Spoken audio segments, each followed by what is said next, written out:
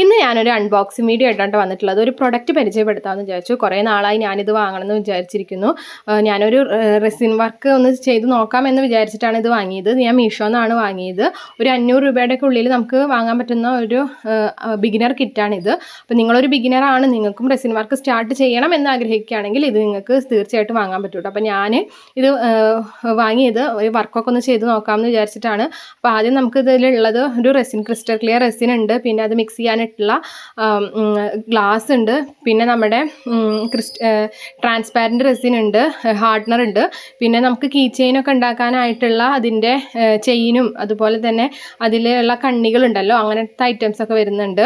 പിന്നെ ഇതിൽ വന്നിട്ടുള്ളത് നമുക്ക് കുറച്ച് മൈക്ക പൗഡർ, ഗ്ലിറ്റേഴ്സ്, ഷെല്ല്, അങ്ങനെയൊക്കെയുള്ള ഐറ്റംസാണ് വരുന്നത്. ഒരു ബിഗിനർ എന്ന നിലയിൽ നമുക്ക് അത്യാവശ്യം ചെയ്ത് നോക്കാൻ വേണ്ട എല്ലാ ഐറ്റംസും ഇതിൽ വരുന്നുണ്ട്.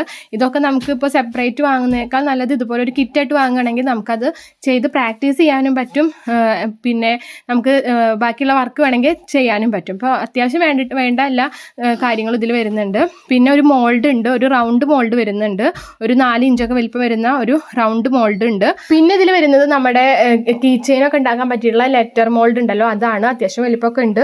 പിന്നെ നമ്മുടെ സേഫ്റ്റിക്ക് വേണ്ടിയിട്ടുള്ള ഗ്ലൗസസും ഉണ്ട്. നമുക്ക് മിക്സ് ചെയ്യാൻ ആവശ്യമുള്ള സ്റ്റിക്കും ഉണ്ട്.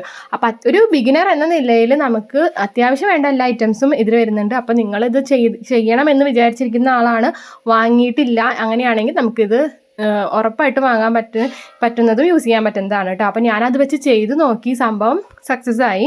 നമ്മളതിൻ്റെ അളവെടുക്കുന്നതിൽ മാത്രം ശ്രദ്ധിച്ചാൽ മതി. അപ്പോൾ ഇത്രയുള്ളൂ. നിങ്ങളുടെ വീഡിയോ ഇഷ്ടപ്പെട്ടാൽ ലൈക്ക് ചെയ്യാനും ഷെയർ ചെയ്യാനും മറക്കരുത്.